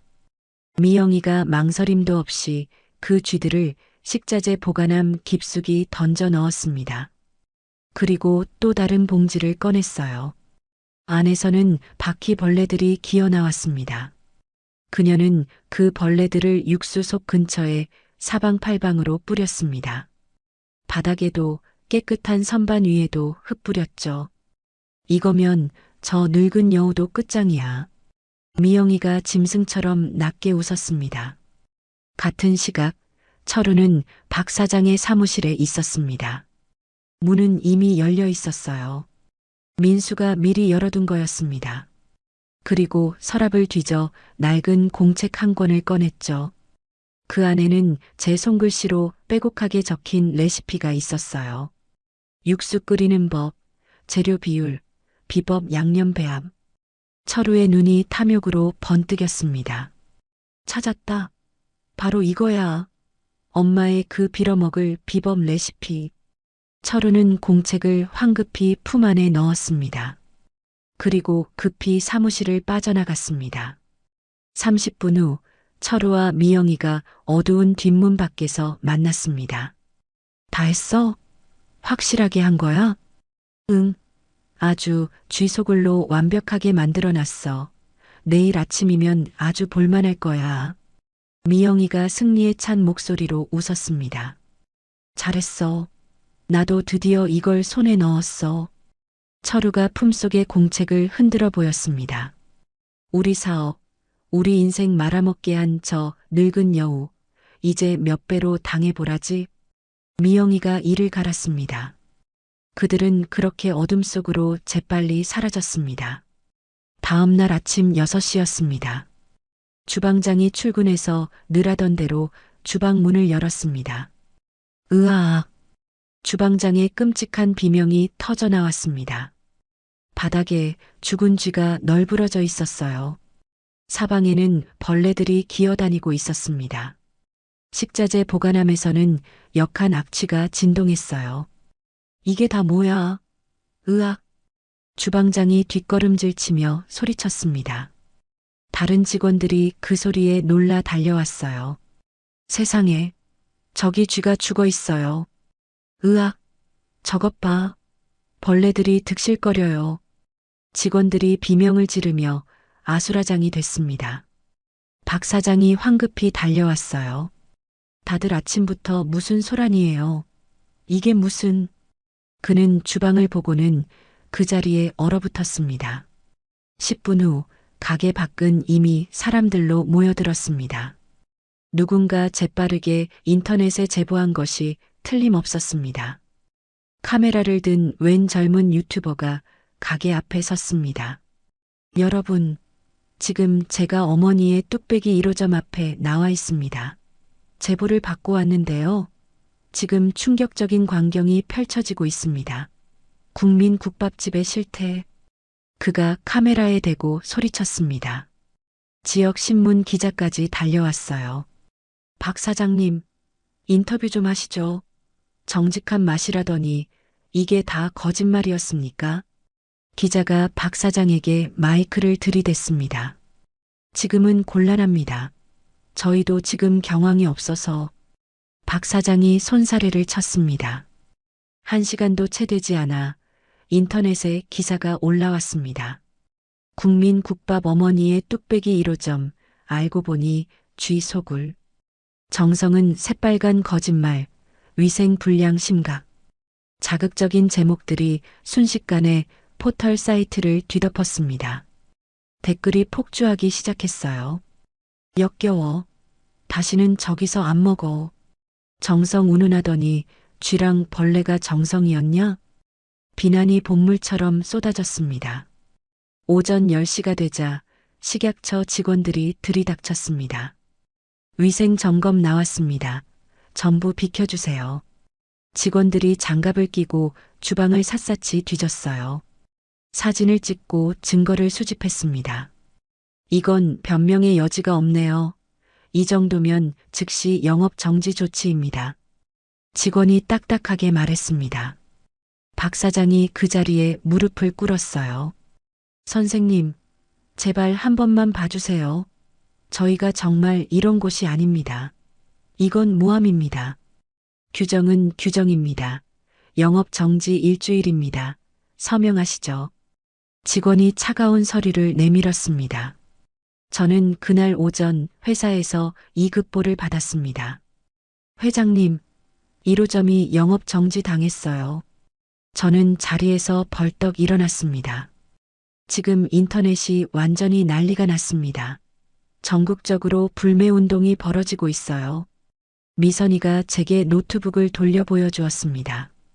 화면에는 차마 눈뜨고 볼 수 없는 비난 댓글이 가득했습니다. 어머니의 뚝배기 절대 안 간다. 정성 드립치더니 이게 뭐냐? 저는 화면을 보며 주먹을 꽉 쥐었습니다. 그때부터 제 사무실 전화기가 미친 듯이 울려대기 시작했습니다. 전국의 가맹점 점주들이었습니다.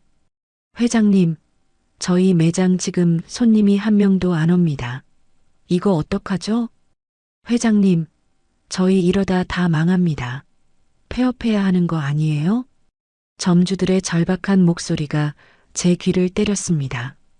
저는 전화를 끊고 창밖을 봤어요. 어머니의 뚝배기가 창사 이래 가장 큰 위기를 맞았습니다. 그 순간 저는 깨달았습니다. 이 모든 것이 그 짐승 같은 제 아들 철우의 짓이라는 것을요. 저는 곧바로 미선이를 불렀습니다. 최 대표, 이제 때가 됐어요. 우리가 준비한 걸 세상에 공개할 시간입니다. 네, 회장님 드디어 그날이 왔네요. 미선이가 비장한 표정으로 고개를 끄덕였습니다. 사실 저는 모든 것을 알고 있었습니다. 철우와 미영이가 저지른 짓은 물론이고 그것들이 무엇을 계획하고 있는지도 전부 다요. 철우와 미영이가 제 회사에서 짐승처럼 쫓겨난 그날부터 저는 사람을 붙여 그들의 모든 것을 미행하게 했습니다. 그것들이 1호점 근처를 쥐새끼처럼 배회하는 것도 알고 있었죠.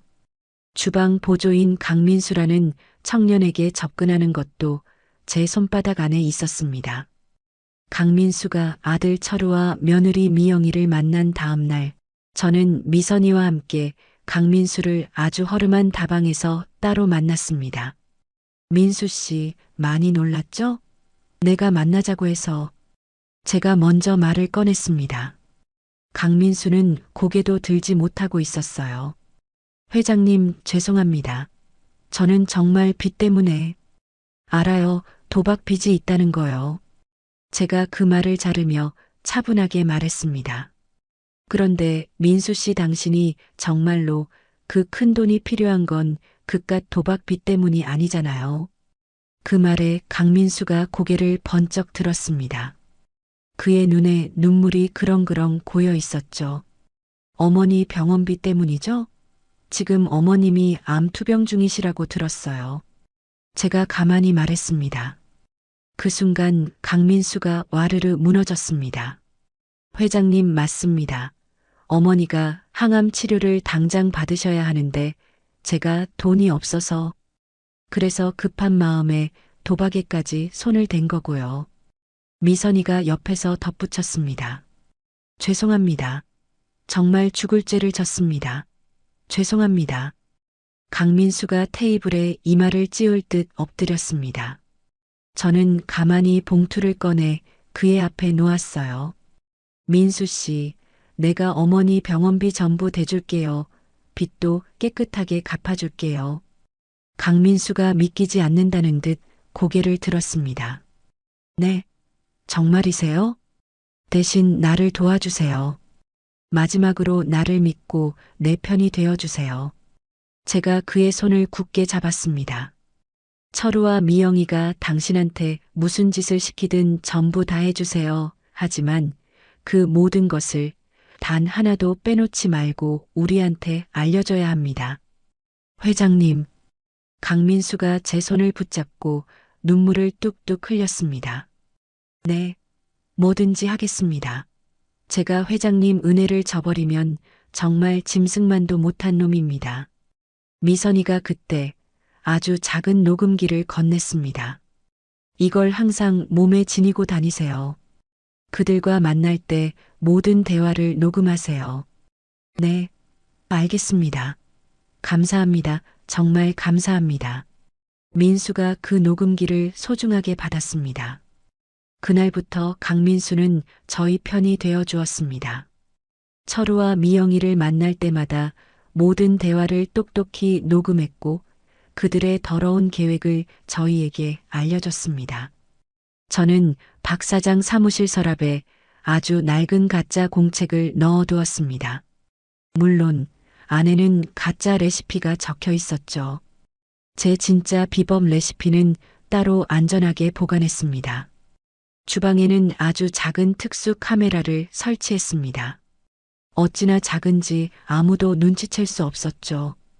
그 카메라는 강민수가 CCTV 전원을 꺼도 멈추지 않고 계속 작동했습니다. 강민수가 뒷문을 열어주고 CCTV 전원을 내리는 그 순간부터 모든 것이 선명하게 녹화됐습니다. 미영이가 그 징그러운 죽은 쥐와 벌레를 주방에 뿌리는 장면도요. 철우가 사무실을 뒤져 그 가짜 공책을 훔쳐 달아나는 모습도요. 그 짐승 같은 것들이 떠난 직후 청소업체를 시켜 즉시 주방을 완벽하게 청소했습니다. 이물질이 투입된 식자재는 당연히 그 자리에서 모두 폐기했죠. 실제 손님에게는 그 어떤 문제 있는 음식도 절대 제공되지 않았습니다. 하지만 저는 일부러 쥐 한 마리와 벌레의 흔적을 남겨두었습니다. 다음 날 아침 주방장이 그것을 발견하고 기겁하도록 말입니다. 저는 이 모든 것을 예상했습니다. 철우와 미영이가 반드시 저를 이런 식으로 망치려 할 거라는 거리요. 이제 그것들의 끔찍한 범죄를 세상에 알릴 시간만이 남았습니다. 그렇게 이틀이 지났습니다. 저는 긴급 기자회견을 소집했습니다. 호텔 대연회장에는 수백 명의 기자들이 모여들었어요. 저는 굳은 표정으로 단상에 섰습니다. 카메라 플래시가 사방에서 터졌습니다. 기자 여러분, 오늘 이 자리는 모든 진실을 밝히기 위해 마련했습니다. 제가 차분하지만 단호하게 말했습니다. 최근 불거진 어머니의 뚝배기 1호점 위생 문제는 사실 한 개인의 악의적이고 추악한 음모에서 비롯된 것입니다. 제 말에 객석이 웅성거리기 시작했습니다. 최 대표, 준비한 영상을 보여주세요. 제가 말했습니다. 미선이가 노트북을 조작했고 제 뒤에 대형 스크린에 영상이 재생됐습니다. 어둠 속에 주방이 보였어요. 미영이가 쥐새끼처럼 뒷문으로 들어왔습니다. 가방에서 비닐봉지를 꺼냈고 그 안에 있던 죽은 쥐를 식자재 보관함에 던져 넣는 장면이 아주 선명하게 보였습니다. 세상에, 저게 뭐야? 누가 일부러 넣은 거잖아. 기자들이 경악하며 소리쳤습니다. 영상은 멈추지 않았어요. 철우가 박 사장 사무실에서 서랍을 뒤지는 장면이 나왔습니다. 그 가짜 공책을 훔쳐 품에 넣고 달아나는 모습도요. 이 두 사람은 저의 아들과 며느리입니다. 제가 말했습니다. 연 회장이 그야말로 술렁거렸습니다.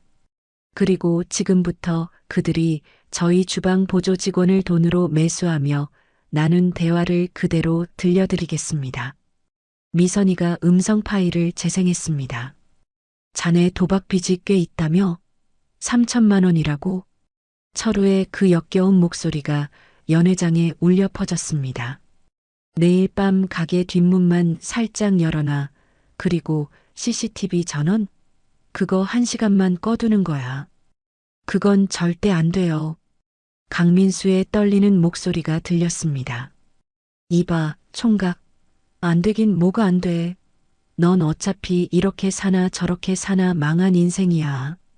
미영이의 그 얼음장같이 차가운 목소리까지요. 기자회견장은 그야말로 충격으로 조용해졌어요. 하지만 이게 전부가 아닙니다. 제가 다시 마이크를 잡고 입을 열었습니다. 제 아들과 며느리는 정확히 1년 전 저를, 이 늙은 엄마를 깊은 산속에 버렸습니다. 기자들이 모두 숨을 죽였습니다. 최 대표, 다음 자료를 공개하세요. 미선이가 고개를 끄덕였습니다. 스크린에는 구조되어 입원해 있었던 병원의 간호사 증언 영상이 나왔습니다. 네, 그때 오정숙 회장님이 산에서 구조돼서 오셨을 때 아드님한테 전화를 하셨어요. 그런데 그 아드님이 아주 차갑게 말씀하시더라고요. 엄마가 자기를 키우느라 들어간 돈 다 갚았으니 다신 연락하지 말라고요. 병원 직원이 똑똑히 증언했습니다. 그 옆에서 며느님으로 보이는 분이 비웃으면서 어머님도 이제 어머님 인생 사시라고요. 라고 말하는 걸 똑똑히 들었습니다. 몇몇 기자들이 충격에 펜을 떨어뜨렸습니다. 그리고 이것이 마지막 증거입니다. 제가 말했습니다. 저희 법무팀이 제 아들의 파산 절차 중에 확보한 그날의 차량 블랙박스 영상입니다. 영상이 재생됐습니다. 어두운 산길을 빠져나오는 차 앞모습이었습니다. 아휴, 이제 속 시원하다. 묵은 체증이 다 내려가네. 철우의 속 시원한 목소리가 들렸습니다. 그러게 말이야, 계속 집에 얹혀 사는 것도 정말 짜증났는데. 꼴 좋다. 미영이가 깔깔 웃었습니다. 근데 엄마가 그 산속에서 혼자 어떻게 하려나? 모르지. 굶어 죽든 얼어 죽든 우리가 알 바 아니잖아. 그들이 뭐가 그리 좋은지 웃고 떠드는 소리가 연회장에 가득 찼습니다. 기자회견장은 그야말로 충격에 휩싸였습니다. 저런 페륜아들이 있나? 사람이 어떻게 저럴 수가 있어? 짐승만도 못하네. 기자들이 분노를 터뜨렸습니다. 바로 그때였습니다. 연회장 맨 뒤쪽에서 격렬한 소란이 일었습니다. 철우와 미영이가 그 꼴을 하고 기자들 사이에 몰래 잠입해 있었던 겁니다. 모든 게 틀어지자 그것들이 쥐새끼처럼 도망치려 했습니다. 저기 있다. 잡아. 제가 그것들을 가리키며 소리쳤습니다.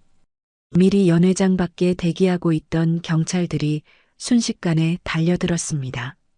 철우와 미영이를 그 자리에서 붙잡았습니다. 이거 나. 안 돼. 엄마, 나 좀 살려줘. 철우가 붙잡혀서도 저를 부르며 발버둥 쳤습니다. 김철우, 박미영, 당신들을 식품위생법 위반, 업무방해, 명예훼손, 그리고 절도 미수 혐의로 긴급 체포합니다. 경찰이 그들의 손에 수갑을 채웠습니다. 안 돼. 이거 나. 당신 정말 악마야. 어떻게 우리한테 이럴 수 있어. 미영이가 저를 노려보며 악을 썼습니다. 저는 단상에서 천천히 내려와 그들 앞에 서서 그들을 차갑게 내려다봤어요. 내가 악마라고? 제가 얼음장 같은 목소리로 낮게 말했습니다. 그럼 늙은 어미를 짐짝처럼 산속에 버린 너희는 대체 뭐지? 철우와 미영이가 그 말에 아무 대답도 못하고 끌려나갔습니다. 수백 개의 카메라 플래시가 그들의 처참한 모습을 향해 터졌습니다. 그들의 체포 장면이 전 국민에게 생중계됐습니다. 저는 다시 단상으로 돌아왔습니다. 미선이가 제게 다가와 제 손을 잡아주었습니다. 회장님, 정말 수고하셨습니다. 고마워요. 최 대표 정말 고마워요. 저는 그녀의 손을 꽉 잡았습니다. 그래요. 이렇게 모든 것이 끝났습니다. 한 달 후 드디어 재판이 열렸습니다. 저는 방청석 가장 앞자리에 똑바로 앉아 있었습니다. 철우와 미영이가 초췌한 모습으로 피고석에 앉아 있었어요. 그들은 이제 죄수복을 입고 있었습니다. 피고인 김철우, 마지막으로 할 말 있습니까? 판사가 차갑게 물었습니다. 철우가 퀭한 얼굴로 비틀거리며 일어섰어요. 억울합니다. 재판장님, 저는 정말 억울합니다. 이 모든 건 제 아내가 다 꾸민 일입니다. 철우가 갑자기 미영이를 손가락질했습니다. 미영이가 그 말에 독이 오른 뱀처럼 벌떡 일어났어요. 뭐라고? 이게만도 못한 놈이 지금 뭐라 그랬어? 당신이 먼저 저 늙은 아니 어머님 버리자고 했잖아. 시끄러워. 이 거짓말쟁이야. 네가 진명에 돌려놓자고 했잖아. 두 사람이 서로를 잡아먹을 듯이 소리치며 싸웠습니다. 판사가 참다 못해 망치를 세게 두드렸어요. 정숙하세요. 법정이 순간 조용해졌습니다. 피고인들은 끝까지 일말의 반성도 하지 않는군요. 판사가 서류를 차갑게 내려다봤습니다. 피고인 김철우, 박미영 노부모 유기, 식품위생법 위반, 업무방해, 명예훼손, 절도 미수 등 여러 혐의가 모두 인정됩니다. 판사가 판결문을 읽었어요. 피고인 김철우, 징역 3년 피고인 박미영, 징역 2년 6개월을 선고합니다. 땅, 망치 소리가 차갑게 울렸습니다. 안 돼요. 안 돼. 판사님, 억울합니다. 미영이가 그 자리에 주저앉아 비명을 질렀습니다. 엄마, 나 좀 살려줘. 제발, 엄마. 철우가 저를 보며 애원했어요. 저는 그저 그 두 사람을 조용히 바라봤습니다. 이상하게도 제 마음속에서는 아무런 감정도 느껴지지 않았어요. 교도관들이 그들을 짐짝처럼 끌고 나갔습니다. 저는 천천히 법정을 나왔습니다. 미선이와 박 사장이 밖에서 저를 기다리고 있었습니다. 회장님, 정말 수고 많으셨어요. 미선이가 제 팔을 잡아주었습니다. 이제 정말 다 끝났습니다. 박 사장이 눈시울을 붉히며 말했어요. 저는 가만히 고개를 끄덕였습니다. 오늘 저녁에 꼭 우리 집으로 와요. 두 사람 다요. 내가 맛있는 거 해줄게요. 제가 말했습니다. 네, 알겠습니다. 그날 저녁 저는 새로 이사한 아파트에서 그들을 맞았습니다. 크지는 않지만 아주 아늑한 집이었어요. 식탁에는 제가 정성껏 만든 음식들이 가득 놓여 있었습니다. 물론 따뜻한 국밥도 있었죠. 자, 어서 앉아요, 시장 아지. 편하게들 먹어요. 제가 말했습니다. 미선이와 박 사장이 식탁에 앉았어요. 저는 서재로 들어가 서류 봉투 하나를 가져왔습니다. 그건 제 유언장이었습니다. 이게 뭐예요, 회장님? 미선이가 의아해하며 물었습니다. 내 유언장이야, 한번 읽어봐요. 제가 서류를 건넸습니다. 미선이가 조심스럽게 서류를 펼쳤어요. 읽어 내려가던 그녀의 눈이 믿을 수 없다는 듯이 커졌습니다. 회장님, 이건 안 됩니다. 절대 안 돼요. 세상에, 회장님, 저희가 어떻게 감히 이걸 받아요. 박 사장도 기겁하며 손사래를 쳤습니다. 내 전 재산을 당신들 두 사람에게 물려준다는 내용이야. 제가 차분히 말했습니다. 저희는 그냥 그저 회장님을 도왔을 뿐이에요. 저희가 이렇게 큰 걸 받을 수는 없어요. 미선이가 서류를 제게 다시 내밀었습니다. 받아요. 제가 그 손을 막으며 단호하게 말했어요. 나는 피가 섞였다는 그 가족한테 처참하게 버림받았어 하지만 당신들은 달랐어.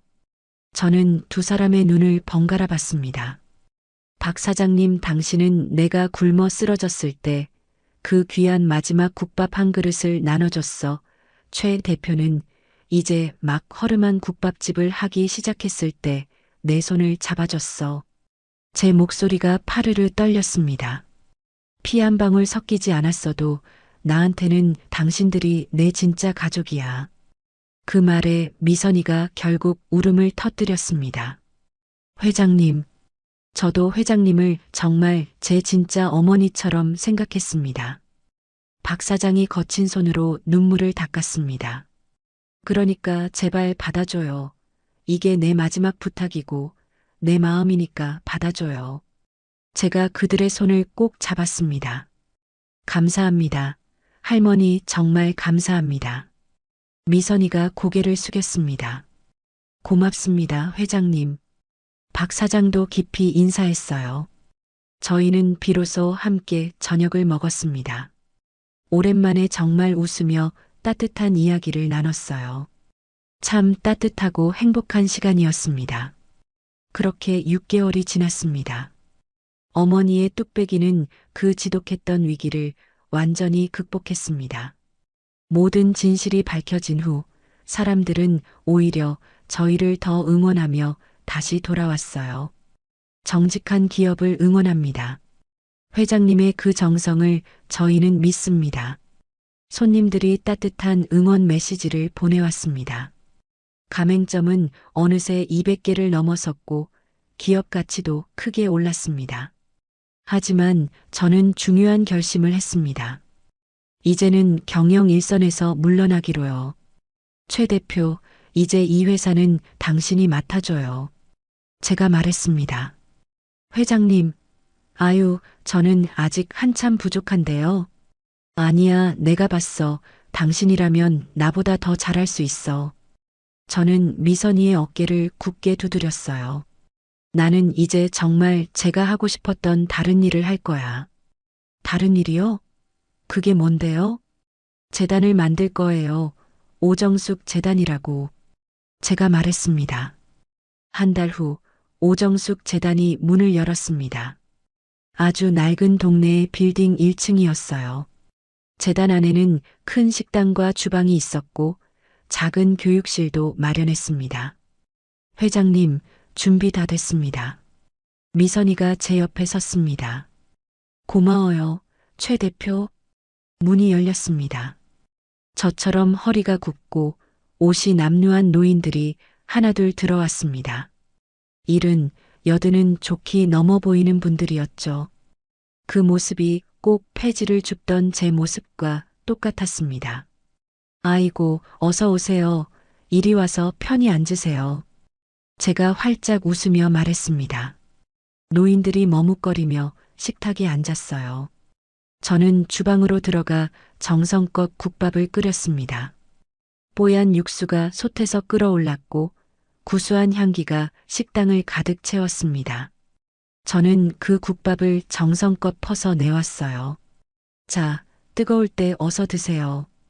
노인들이 조심스럽게 숟가락을 들었습니다. 국물을 한 입 먹고는 가만히 눈을 감았습니다. 아이고, 맛있네요. 정말 맛있네요. 얼마 만에 이렇게 따뜻한 밥을 먹어보는지. 노인들이 조용히 눈물을 흘렸습니다. 식사가 끝난 후 저는 교육실로 그분들을 안내했어요. 여러분, 오늘부터 제가 여러분께 요리를 가르쳐 드릴 겁니다. 제가 말했습니다. 아이고, 선생님, 저희같이 늙은 것들이 뭘 배울 수 있겠어요? 한 할머니가 조심스럽게 물었습니다. 물론이죠. 그럼요. 저도 72에 이 국밥으로 다시 시작했어요. 절대 늦은 게 아닙니다. 제가 환하게 웃었습니다. 요리는 다른 게 없어요. 정성입니다. 그 마음만 담으면 누구나 할 수 있어요. 그제야 노인들의 눈에 희미한 빛이 돌았습니다. 저는 앞치마를 고쳐두르고 주방에 섰어요. 자, 오늘은 이 국밥 끓이는 법부터 차근차근 배워봅시다. 제가 뼈를 손질하며 말했습니다. 제일 중요한 건 시간이에요. 절대 급하게 끓이면 이 깊은 맛이 안 나요. 천천히, 아주 정성껏 끓여야 해요. 노인들이 고개를 끄덕이며 제 손놀림을 신기한 듯 지켜봤습니다. 저는 그들에게 하나하나 가르쳤습니다. 뼈 손질하는 법, 육수 우리는 법, 그리고 간 맞추는 법까지요. 노인들이 직접 해보며 아이처럼 웃었습니다. 세상에, 내가 이런 걸 다 할 수 있다니. 이거 정말 신기하네요. 재밌어요. 그들의 주름진 얼굴에 생기가 도는 것이 보였습니다. 저는 그 모습을 보며 정말 행복했습니다. 지긋지긋했던 복수는 끝났습니다. 이제는 제가 받은 것을 나눌 차례였습니다. 저는 더 이상 복수의 화신이 아니었습니다. 그저 따뜻한 정성을 나누는 행복한 요리사였습니다. 창밖으로 따뜻한 햇살이 가득 들어왔습니다. 주방에서는 구수한 국밥이 맛있게 끓고 있었습니다. 저는 노인들과 함께 환하게 웃으며 요리를 했습니다. 제 인생의 진짜 제이막이 그렇게 시작됐습니다. 행복한 미소를 지으며 저는 오늘도 정성껏 국밥을 끓입니다. 여러분, 저 오정숙의 기구한 이야기를 끝까지 들어주셔서 정말 감사합니다. 저는 자식에게 버림받고 길바닥에 나앉았을 때 제 인생이 끝났다고 생각했어요. 하지만 포기하지 않았습니다. 제가 평생 해온 요리 하나로 다시 일어섰죠. 복수는 달콤했지만 그것보다 더 소중한 걸 깨달았어요. 피 한 방울 섞이지 않았어도 진심으로 저를 가족처럼 대해준 미선이와 박 사장님 같은 사람들이 진짜 가족이라는 거요. 나이가 들어도 늦은 건 없습니다. 72에 다시 시작한 저처럼 여러분도 언제든 새로운 인생을 시작할 수 있어요. 정성을 다하면 사람의 마음을 움직일 수 있고 세상을 바꿀 수 있습니다. 저는 이제 복수가 아닌 나눔의 삶을 살고 있습니다. 여러분도 힘든 일이 있더라도 포기하지 마세요. 반드시 기회는 옵니다. 이야기를 끝까지 들어주신 분이 계시다면 잘 들었다고 댓글 하나만 남겨주세요. 감사합니다.